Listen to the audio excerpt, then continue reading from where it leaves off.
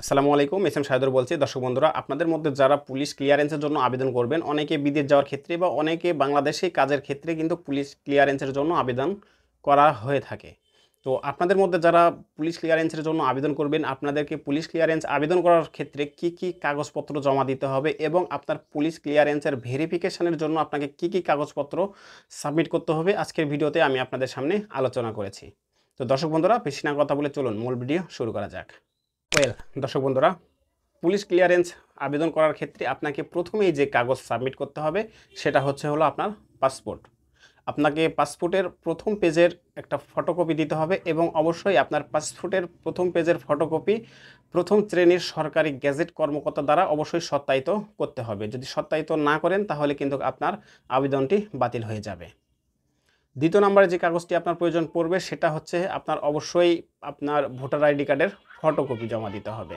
যদি আপনি প্রাপ্তবয়স্ক না হন সেক্ষেত্রে আপনাকে অবশ্যই পাসপোর্ট করেছেন যে জন্ম নিবন্ধন দিয়ে সেই জন্ম নিবন্ধনের ফটোকপি জমা দিতে হবে। সেই জন্ম নিবন্ধন অবশ্যই আপনার অনলাইনে থাকতে হবে। এবং 3 নম্বরে আপনাকে যে কাগজটি জমা দিতে হবে সেটা হচ্ছে আপনার জন্ম নিবন্ধন। ঠিক আছে, আপনাকে অবশ্যই জন্ম নিবন্ধন সাবমিট করতে হবে। সেই জন্ম নিবন্ধনটি অবশ্যই অনলাইনে থাকতে হবে। এবং 4 নাম্বার বিষয় সেটা আপনার অবশ্যই চেয়ারম্যান কর্তৃক পরিচয়পত্র আপনাকে সাবমিট করতে হবে এবং এই 4টি ডকুমেন্ট অবশ্যই প্রথম গ্যাজেট সরকারি কর্মকর্তার সত্যায়িত থাকতে হবে। যদি সত্যায়িত না করে আপনি কোনোভাবেই সাবমিট করেন, আপনার আবেদনটি বাতিল হয়ে যাবে, আপনার আবেদন গ্রহণ করা হবে না। ঠিক আছে?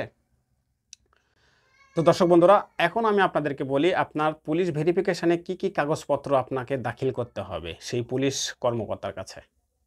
আপনাকে প্রথমেই যে কাজটি করতে হবে, আপনি যে পুলিশ ক্লিয়ারেন্সের জন্য আবেদন করেছেন সেই আবেদনের ফর্মটি আপনাকে অবশ্যই জমা দিতে হবে। পাশাপাশি আপনাকে আবেদন করতে যে 500 টাকা ফি প্রদান করতে হয় সেই 500 টাকা ফি প্রদান কর্তৃক চালান কপি আপনাকে ডাউনলোড করে সেই আবেদন ফর্মের সাথে অ্যাটাচড করতে হবে। এবং পাশাপাশি আপনাকে অবশ্যই পাসপোর্টের ফটোকপি, আপনার ভোটার আইডি কার্ডের ফটোকপি, আপনার জন্ম নিবন্ধনের ফটোকপি এবং আপনার বাবা মার ভোটার আইডি কার্ডের ফটোকপি অ্যাটাচড করে সেই পুলিশ কর্মকর্তা কর্তৃক কাগজপত্রগুলি আপনাকে দাখিল করতে হবে।